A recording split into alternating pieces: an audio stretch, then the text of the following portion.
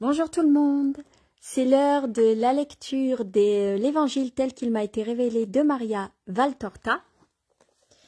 Donc Maria Valtorta que voici, mystique italienne qui a reçu les visions de Marie et de Jésus pendant la Seconde Guerre mondiale. Il faut savoir que Maria Valtorta a été alitée pendant plus de 20 ans. Ces visions étaient très douloureuses pour son corps et pour son âme et pour son esprit. Elle a énormément souffert pour pouvoir nous donner ces messages. Donc je la remercie de ce sacrifice, parce que c'est un sacrifice de ne faire que ça et de rester alité et de souffrir. Ça, c'est un grand sacrifice pour que on ait accès à l'intimité de Marie et de Jésus. Donc les livres, il y en a 10 tomes. C'est de la naissance de la Vierge Marie à la résurrection du Christ, je pense. Je ne sais pas là actuellement, je suis au 4e tome avec vous. Le premier tome, c'est un de mes préférés parce que ça raconte la naissance de Marie et la naissance de Jésus. Et celui-là, ça met en évidence l'entrée de Marie-Madeleine, donc le 4e tome, suivi apparemment de Jésus qui va marcher sur l'eau et la multiplication des pains. Je vous lis quelques chapitres aujourd'hui, comment ça s'appelle, le réveillon du Nouvel An. Je ne vais pas vous embêter longtemps parce que je sais qu'il y en a qui doivent se préparer. Vous avez des choses à faire, donc je vous donne un petit peu de spiritualité et je vous laisse tranquille après. Donc aujourd'hui, je vais vous lire Marie, femme d'Alphée. Donc la femme d'Alphée, Alphée est le frère de Saint Joseph. Saint Joseph qui est le mari de la Vierge Marie. Donc Marie, tous les deux frères, Alphée et Saint Joseph, ont épousé Marie.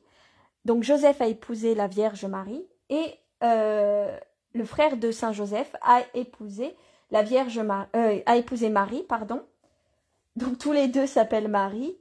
Ils ont eu des fils et ils ont eu 4 fils, je crois, et 2 des 4 fils du frère de Saint Joseph, donc Alphée et Marie, sont des apôtres du Christ, Jude et mince, je sais plus. C'est Jude et Jacques, je crois. Mince, je vous l'ai dit en plus. Je sais que c'est Saint Jude, qui est l'avocat des causes désespérées avec Sainte Rita. Alors son frère, je ne sais plus si c'est Jacques ou si c'est... je vous le redirai, je pense, je ne sais plus.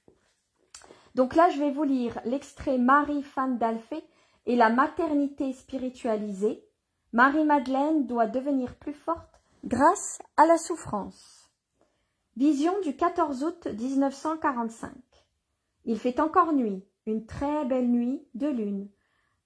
À son couchant, lorsque Jésus, les apôtres et les femmes ainsi que Jean, Andor et Hermasté font silencieusement leur adieu à Isaac, le seul qui soit éveillé. Il commence à longer le rivage, le bruit des pas ne fait entendre qu'un léger craquement sur les cailloux que foulent les sandales, et personne ne parle, jusqu'à ce que la dernière petite maison soit dépassée de quelques mètres. C'est certain, ceux qui dorment dans celle-ci ou dans les autres qui la précèdent n'ont pas remarqué le départ silencieux du maître et de ses amis. Le silence est profond. Seule la mer parle à la lune qui va bientôt se coucher, et elle raconte à la plage les histoires des profondeurs par son flot allongé de haute marée qui commence, laissant sur la grève un espace sec toujours plus étroit. Cette fois, les femmes marchent devant, avec Jean, Simon, le zélote, Jude et Jacques, fils d'Alphée. C'est ça, Jude et Jacques, les fils d'Alphée. Qui aident les femmes à franchir les petits écueils disséminés ici et là, humides de sel et glissants. Simon le zélote marche avec Marie-Madeleine, Jean avec Marthe. Donc Marie-Madeleine est la sœur de Marthe et la sœur de Lazare. N'oubliez pas 3 saints. Sainte Marie-Madeleine, la sainte patronne de tous ceux qui se sentent emprisonnés. Sainte Marthe pour rencontrer l'âme sœur. Et Saint Lazare, par contre, j'en ai aucune idée, il faudrait que je regarde. Alors que Jacques, fils d'Alphée, s'occupe de sa mère et de Suzanne, et que Jude ne cède à personne l'honneur de prendre, dans sa robuste et longue main, ce qui est une autre ressemblance avec Jésus, la petite main de la Vierge Marie, pour l'aider dans les passages difficiles. Chacun parle, à voix basse, avec celle qui l'accompagne. Tous veulent, semble-t-il, respecter le sommeil de la terre. Simon le Zélote ne cesse de discuter avec Marie de Magdala. N'oubliez pas, Marie de Béthanie, Marie de Magdala et Marie-Madeleine, c'est la même. Elle a juste 3 noms différents. Et je le vois plusieurs fois ouvrir les bras en un geste qui exprime. C'est comme cela, il n'y a rien d'autre à faire. Mais je n'entends pas ce qu'ils disent, car ce sont ceux qui se trouvent le plus en avant. Jean parle seulement de temps en temps avec Marthe, qui l'accompagne, en lui montrant la mer et le mont Carmel, dont la pente orientée vers le couchant reçoit encore la lumière blanche de la lune. Peut-être parle-t-il de la route qu'il parcourt l'autre fois en côtoyant le mont Carmel de l'autre côté. Jacques se trouve entre Marie, femme d'Alphée, et Suzanne, lui aussi. Il parle du mont Carmel. Il dit à sa mère « Jésus m'a promis de monter là-haut, seul avec moi, et de me dire quelque chose, à moi seulement. » Maman, que voudrait-il te dire, mon fils? Tu me le répéteras après? Maman, si c'est un secret, je ne peux pas te le dire, répond Jacques en souriant de son sourire si affectueux.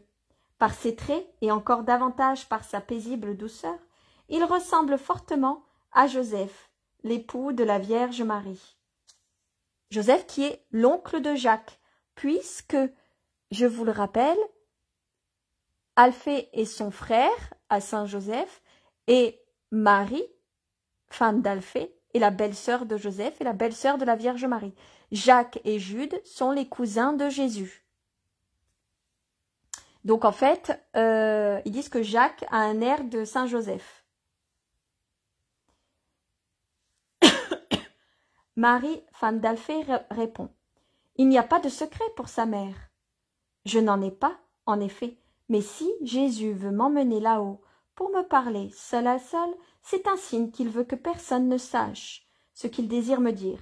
Et toi, maman, tu es ma chère maman, que j'aime tant, mais Jésus est au-dessus de toi, et aussi sa volonté. Mais je lui demanderai, quand le moment sera venu, si je peux te répéter ces paroles. Tu es contente?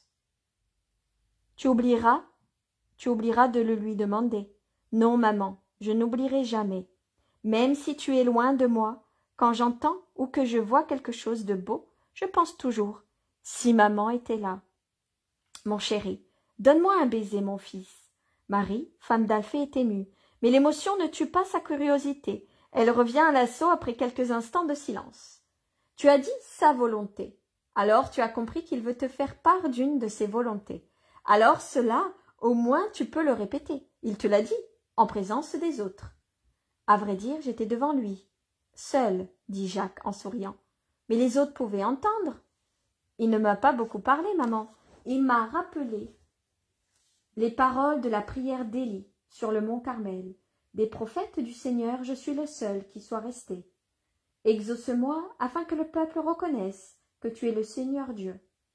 Et que voulait-il dire? Que de choses tu veux savoir, maman? Va donc trouver Jésus, et il te le dira, esquive Jacques.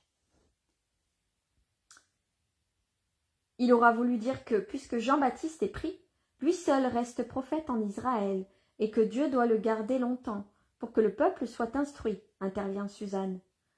J'ai du mal à croire que Jésus demande à rester longtemps. Il ne demande rien pour lui-même. Allons, mon Jacques, dis-le à ta mère. Entre parenthèses, c'est pas du tout de l'insistance, hein. Jacques, il sait pas, mais il faut qu'il lui dise à sa mère. Je sais pas si je serais pas pareil. Parce que, apparemment, Jésus prend chacun des apôtres à un moment donné et il leur dit quelque chose de spirituel, que seuls eux sont concernés. Il y a eu Jean, mais on ne sait pas c'est quoi le secret de Jean. Enfin, il y a eu un semblant qu'on aurait pu comprendre, mais moi, j'ai pas très bien compris. Et donc là, maintenant, c'est au tour de Jacques d'avoir le secret de Jésus.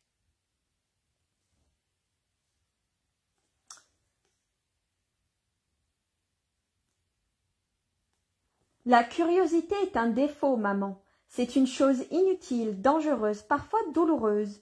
Fais un bel acte de mortification.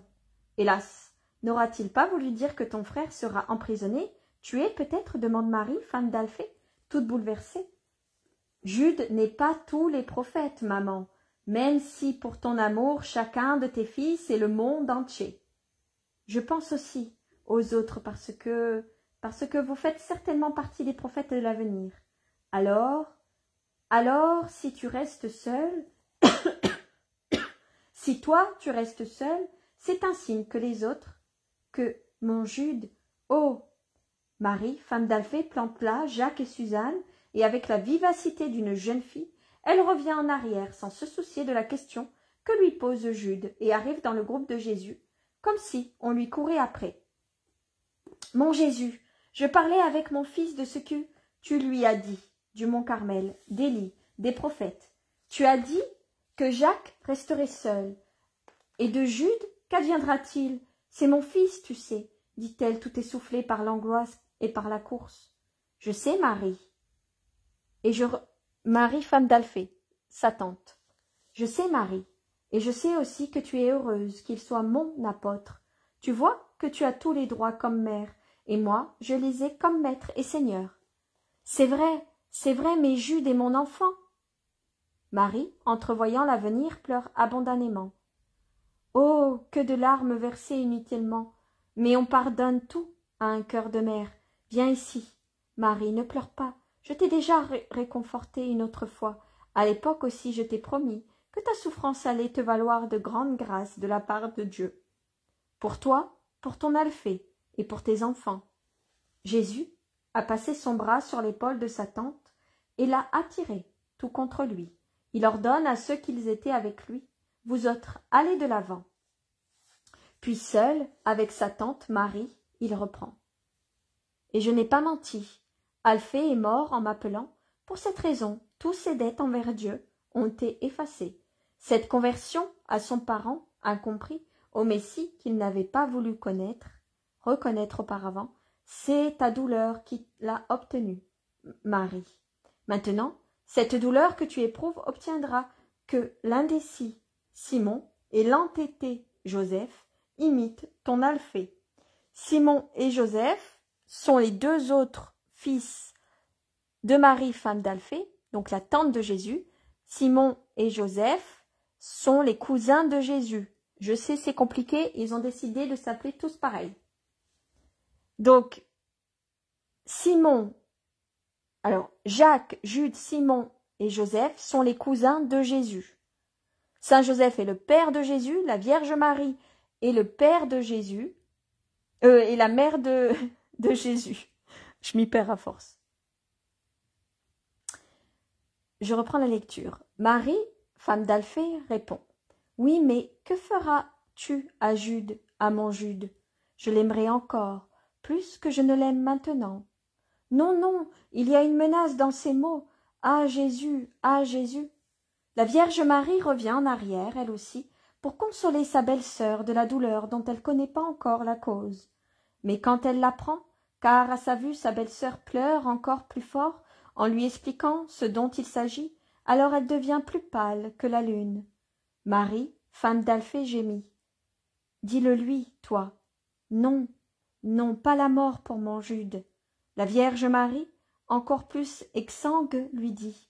Comment puis-je demander cela pour toi, si je ne peux même pas demander pour mon fils qu'il soit sauvé de la mort? Pardon, ça m'émeut. Marie, femme d'Alphée, on connaît l'histoire de Saint Jude qui, je crois qu'il a été décapité par le bourreau. Et donc Jésus prévient que Jacques sera tout seul et qu'il va perdre son frère. Et Marie, femme d'Alphée, vient de comprendre que son fils va mourir. Et elle demande à la Vierge Marie d'intercéder pour pas que son fils y meure.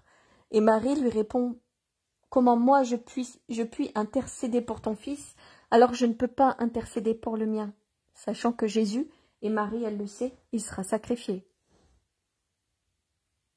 Comment puis-je demander cela pour toi, si je ne peux même pas demander pour mon fils, qu'il soit sauvé de la mort? Marie, dis avec moi, que ta volonté soit faite, Père, au ciel et sur la terre, et dans le cœur des mères. Faire la volonté de Dieu, à travers le sort des enfants, c'est notre martyr rédempteur, à nous, les mères. Et d'autre part, il n'est pas dit que Jude doive être tué, ou tué avant que tu meures. Ta prière de maintenant, pour qu'il arrive jusqu'à un âge très avancé, comme elle te pèserait, alors quand dans le royaume de la vérité et de l'amour tu verras toutes choses, à travers les lumières de Dieu, et à travers ta maternité spiritualisée, alors j'en suis certaine, à la fois comme bienheureuse et comme mère, tu voudras que Jude soit semblable à mon Jésus, dans son sort de Rédempteur, et tu brûleras de l'avoir près de toi, de nouveau pour toujours, car le tourment des mères, c'est être séparées de leurs enfants, c'est un si grand tourment qu'il substituera, je crois, comme une angoisse d'amour, même dans le ciel qui nous accueillera. Les pleurs de Marie, si forts dans le silence de l'aube naissante, ont fait revenir tout le monde en arrière, pour savoir ce qui est arrivé. Ils entendent ainsi les paroles de la Vierge Marie, et l'émotion gagne tout le monde. Marie de Magdala pleure en murmurant, « Et moi j'ai causé ce tourment à ma mère, dès cette terre. » Marthe pleure en disant, « La séparation des enfants d'avec leur mère est une douleur réciproque. » Pierre aussi a les larmes aux yeux.